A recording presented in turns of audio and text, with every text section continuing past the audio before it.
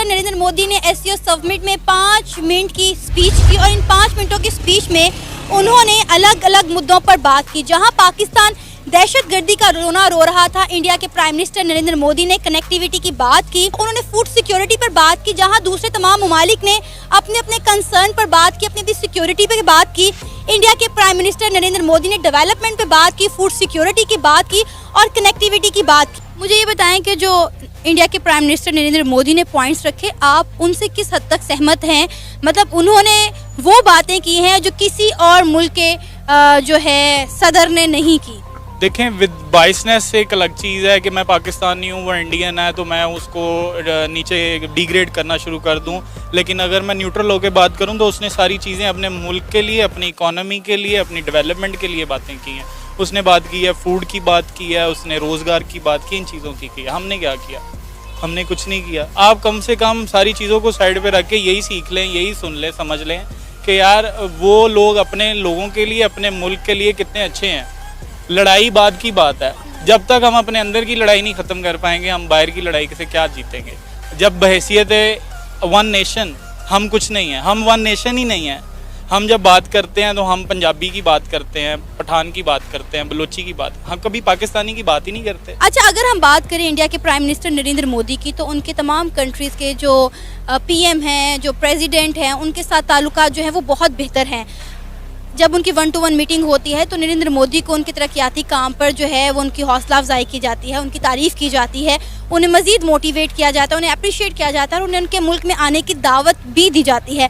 उसके बरक्स अगर हम बात करें तो हमारे प्राइम मिनिस्टर की पर्सनैलिटी जो है वो हमें दबी दबी दिखाई देती है। वो उस तरह से खुल के, उस तरह से फ्रेंडली, किसी के साथ घुलते मिलते नहीं, अपने पॉइंट्स ही नहीं आप सामने रख पा रहे हो भाई। देखिए, मैंने थोड़ी देर पहले जो प्रीवियस आपको आंसर किया उसमें मैंने यही बात बोली कि एक लीडर होता है जो इन्फ्लुएंस करता है, वो बात करता है तो उसके वर्ड्स उसके अपने होते हैं, वो ट्रांसलेटेड वर्ड्स नहीं होते।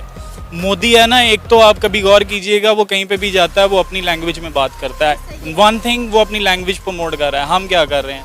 हमें इंग्लिश में बात करनी है, वो हमें आती नहीं है, इसलिए हमें वो रिटर्न में चाहिए।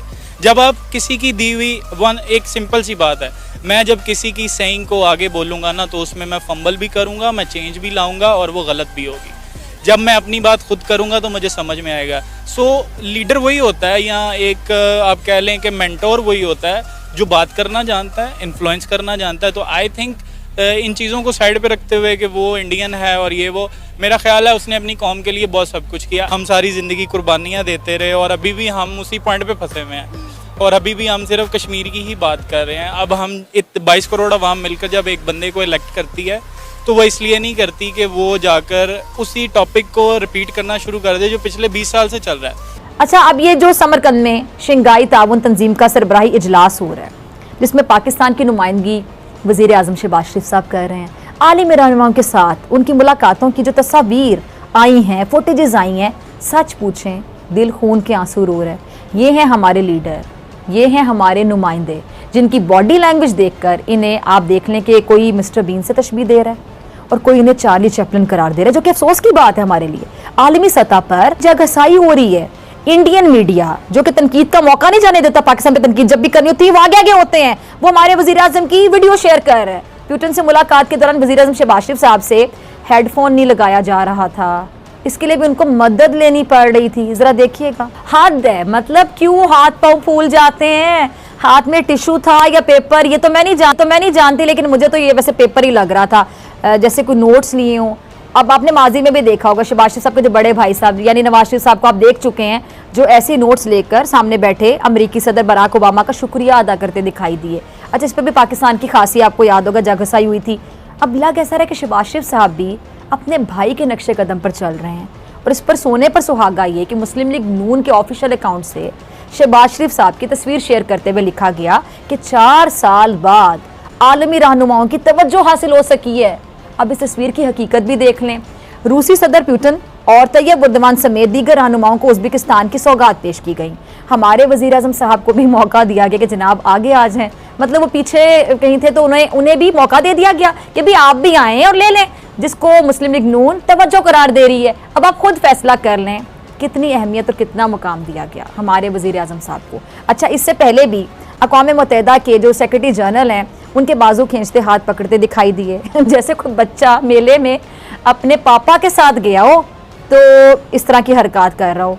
अब वो कह रहा हो कि जी अब इधर लेना है, ये लेना है, वो लेना है, इधर चलें उधर चलें, कहाँ जाएं, इधर देखें उधर देखें, मतलब हद है। सिफारती आदाब भी कुछ होते हैं, कुछ सीख लेता है बंदा।